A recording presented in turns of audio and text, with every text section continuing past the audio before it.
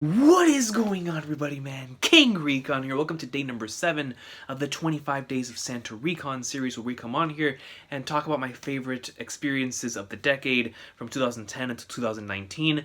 As these go on, I realize I really should have made it a 31 days because there's so much stuff to talk about, but we'll take care of that later on. Today, we're gonna talk about a series very near and dear to my heart, and from what I could tell back on the old channel, whenever I used to make videos on this series, it is also a series very near and dear to a lot of your hearts as well, man. I'm talking about a series that ended very early on in this decade, but still lives on in our hearts, and we still await its legendary return in anime form to finally take care of the two arcs we will be discussing in today's video, man. And I'm talking about Akira Amano's hilarious and epic adventure, Katekyo Hitman Reborn! Dude, man, you know, Hitman Reborn is one of those series that's really special to me due to it having that type of, or being a part of that type of series, of that episodic type of nature,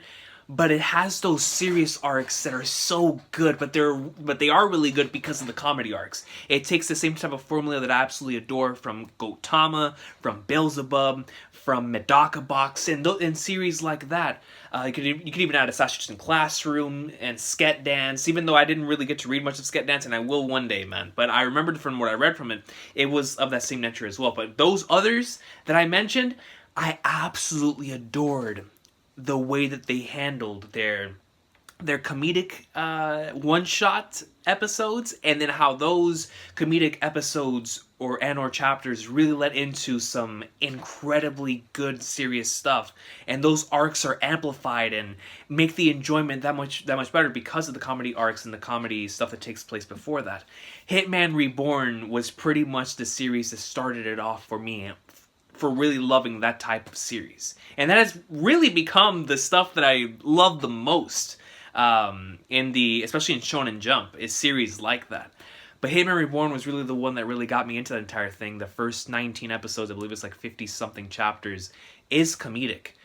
And even in the anime, whenever they cut in, like, for example, after the Makuro arc, they went back to comedy for went to the Varia arc, then they went back to comedy. The comedy that they have before the Future arc is some of the funniest stuff I think I have ever experienced. It is some Gintama level comedy in that particular portion. I mean, I look at, because I think that was the last bit of comedy before Amano moved over to really start writing her the battle arcs.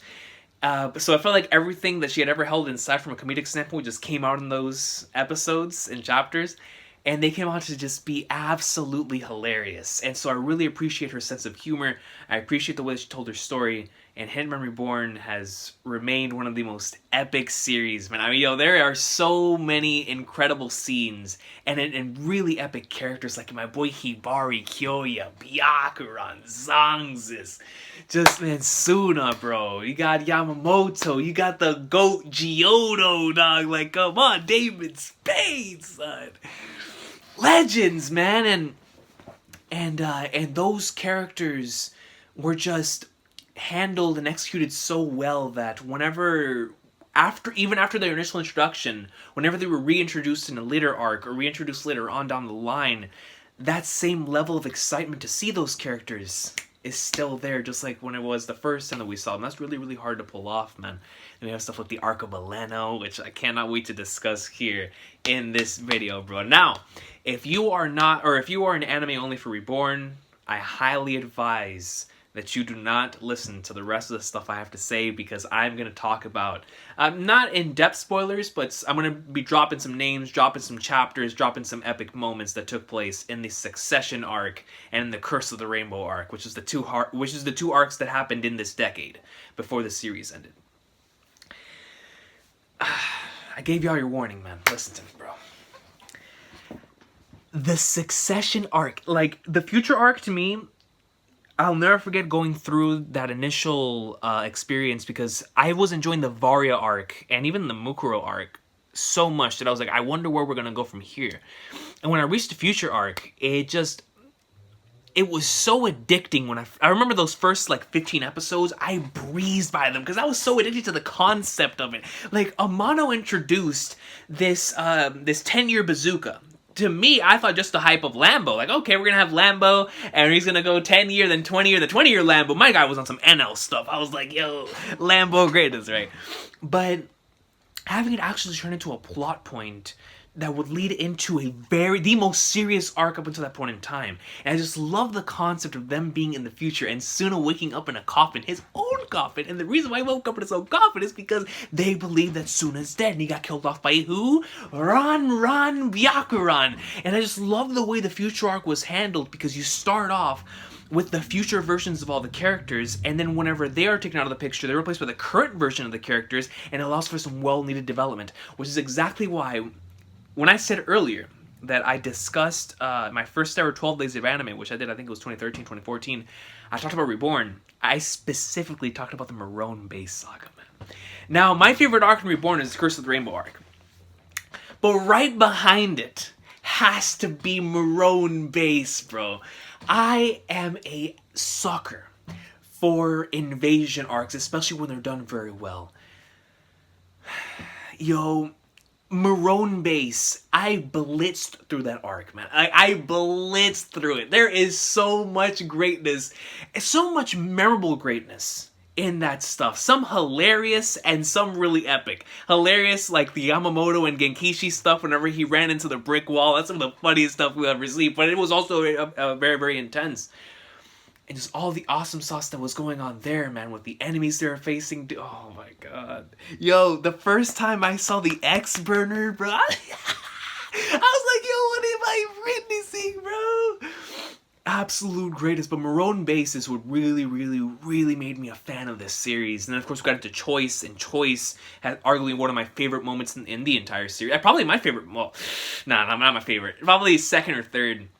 Whenever they all suit up and get ready to go to the Choice arc, and y'all know how I am with suits, dog. That, like, dude, anytime any character's dressed up in suits and fighting them, I'm all for it. I adore it. And the fact that Amano decided to do that for the characters in the present time, because we had seen them in the past dress, or I'm sorry, not in the past, in the future dressed like that, like Future Hibari, my boy looking, yo, speaking Future Hibari, bro. One of my favorite things about Reborn in the future arc is how they hyped up Suna in the future, where they were like, yo, the Mongola Dechi. Bro, when they heard that Suna was the Mongola Dechi, bro, people were like bowing. They were like, they're like, father. Yo, they were bowing, son. And then whenever Future Hibari said, listen, the only individual that I'm scared of is you in the future and the baby, I was out. I was like, yo, is Suna a real deal, a goat in the future, dog? I love those type of scenes.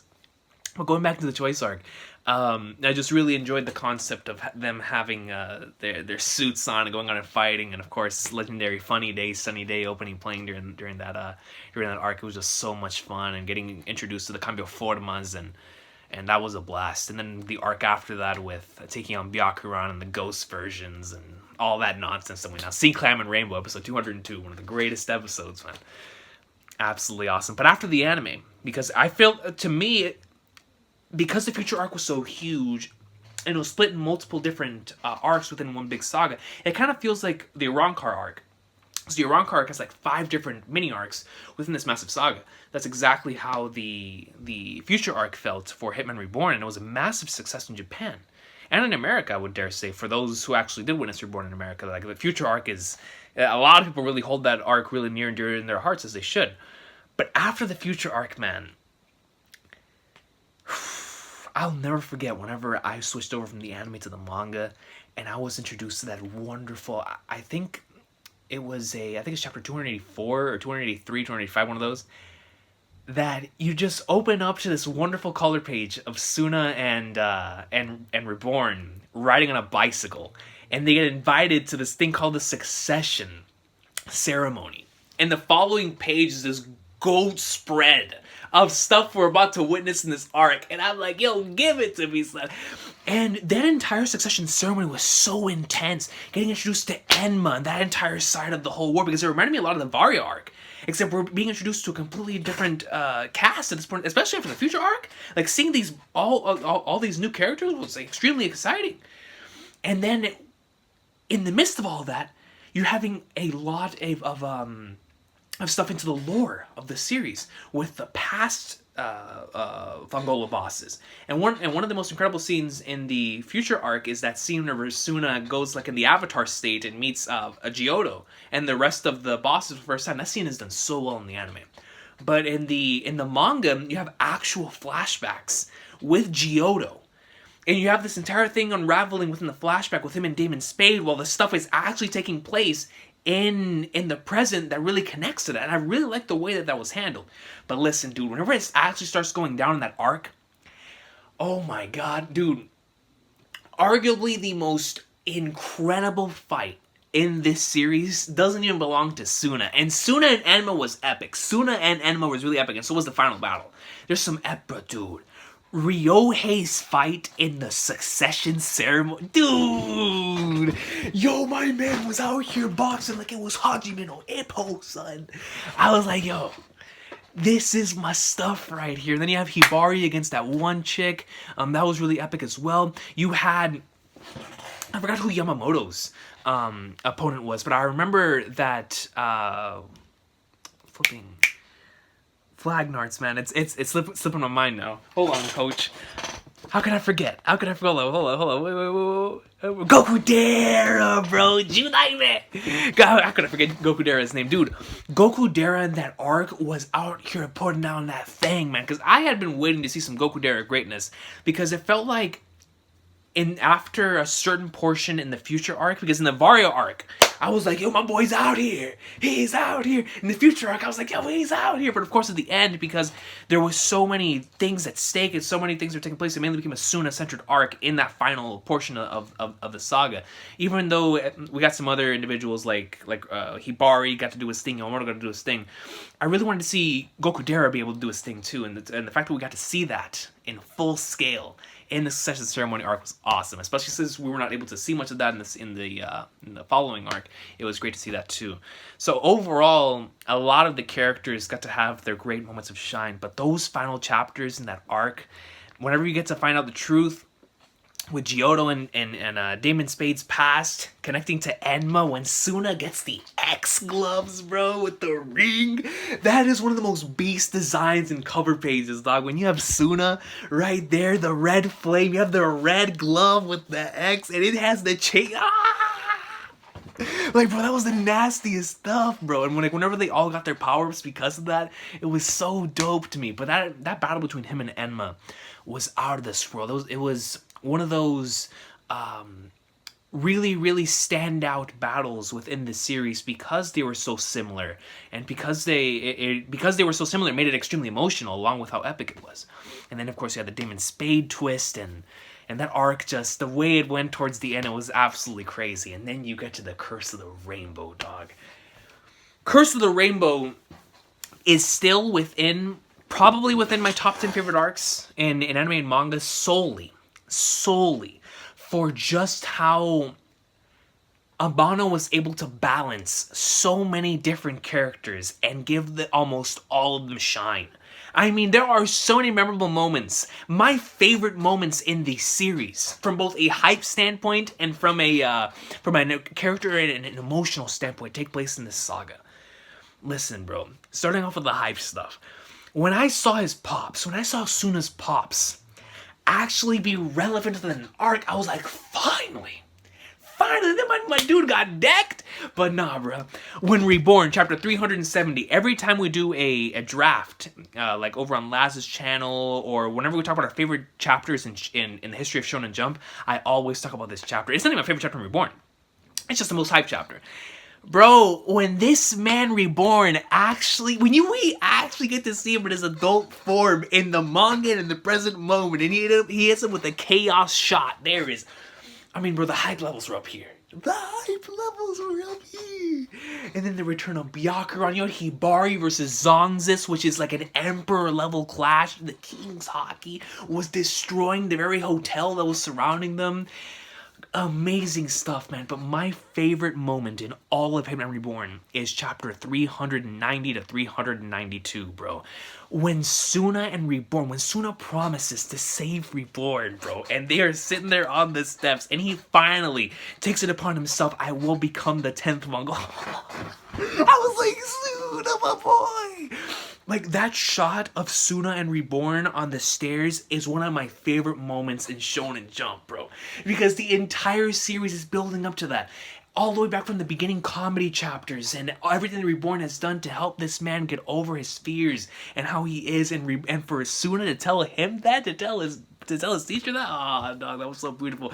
And whenever Suna gives that extremely epic promo to all of the family, telling them, yo, we're gonna take dubs. Amazing stuff. And you had the dying wolf flame taking place in the final battle, and we see all of the attacks that he's ever used in the series coming into fruition at the very end. And then we have him and Enma Byakuran. It was just nasty. The Vendici, just so much good. The ramen, bro. We were trolling about it in Naruto that the ramen guy would be the final villain, and in Hitman Reborn, the ramen guy was the final villain. And it's like, yo, what is going on in this series, man? And then you had the final 3 chapters, which. It is what it is, man. But I'll never forget when that final chapter came out. I remember I was in my English class and I was like I think it was the first row all the way over here in the 3rd chair. And I'm going on my manga reader app, and that junk said Hitman Reborn chapter 409. Is it 9 or 8? And dude, and I was like, no. And then I immediately texted my boy Chris, who was the one that got me into the series in the first place, and I was like, Chris, it's over, bro. It's over, man. Hitman Reborn is over. I remember just reading that final chapter, and I was just like, man, there was so much more that could have been. I feel like there was one more arc left in it. Even though Curse of the Rainbow felt like a fantastic final arc, I felt like it had at least one more left in it, man. I really, really did, bro. But I'm okay with the way that it ended. In terms, I mean, the ending itself, like the last 3 chapters or so, definitely could have been executed much better. But before that, man, that Curse of the Rainbow Saga was so much fun. I still sometimes go back and just look at panels from that arc, and I get so excited, dude. I mean, it truly is. Like, when I think about that, that's exactly why I wanted to make this series of talking about my favorite things I've experienced within this decade, is stuff like that, stuff that really makes me feel like a kid again. And that's how, that's how those 2 last arcs in Reborn really made me feel, man. Curse more than Succession, because Succession, to me, as much as I really, really love that arc, I feel like that and Future are like right here, especially when it, like Marone, like peak Future arc to me is still better than peak Succession, and I love the Succession arc. But bro, Marone base, son, greatness. But no, that Curse of the Rainbow Saga, man, so much greatness, so much fun, and Reborn just provided so many awesome, memorable experiences, and I'm so glad I was able to experience it up until the very end, man. And like, even in Reborn's height and like my peak love for Reborn, I loved it as much as I did One Piece and Bleach, bro. Like, I always, like, when it came to the big 3, all of them have a very special place in my heart. But aside, or right next to the big 3, the stuff that was like kind of under the radar during that era, like the Reborns, the Gintamas, the D-Greymans, the Medaka boxes, like those series, and then it was those series like right under, and then on top, which are the popular series everybody talked about, which was the big 3, Ice Shield, Death Note, Hunter x Hunter, and those, right? So you had like those 2. Everything in that circle will always have a special place in my heart, man, because that's whenever I first got into this medium, and really exploring it. So and Beelzebub and all that stuff, like everything from that era of Jump is just so special to me, and I'm so glad that, and it's crazy that only One Piece is left from that era, man, and Hunter x Hunter, of course, but One Piece is the only one that comes out consistently that's left from that era, and Reborn, its peak, man, I enjoyed it as much as I did the other ones, especially during this stuff, because during this stuff was when One Piece was in, I believe it was in Fishman Island heading into Punk Hazard, and in Punk Hazard, because I think Punk Hazard was going on when Reborn ended, and Bleach was in 1,000 Year Blood War. and Naruto was just entering the final portion of that final war arc whenever Reborn ended, if I'm not mistaken. So that was 2012, I think, or 2013. It was one of the two. It was one of the two, but it's been so long. But I do remember that when Reborn was hitting, when that Curse of the Rainbow arc was hitting, it was Punk / Fishman Island, Fullbring / Thousand Year Blood War, and then Naruto was heading into, I think it was in the Sasuke and Itachi stuff. And like, yo, I'm telling you, bro, I was probably looking forward to Reborn the most of the times, man. 'Cause it was just, it went in so hard, bro. Greatness. But yo, I will see y'all next time, man. Have an awesome day. Hitman Reborn greatness. And let me know your experiences and your memories and your favorite things from Hitman Reborn, man. I would definitely love to read some of that in the comments down below. Considering I definitely used to talk about the series a lot more than I do now, but that's mainly because there's so much stuff that I'm experiencing now that I wish. This is exactly what created this Sand and Recon series, so I can come on here and talk about old stuff that I enjoyed. But aside from that, man, everybody has an awesome day. Take care. Hitman Reborn, awesome sauce, dude. I will see y'all next time. Peace out. Always remember, man, the legendary Bongo La Decimo, bro. Chaos shot. Let's get out of here, baby.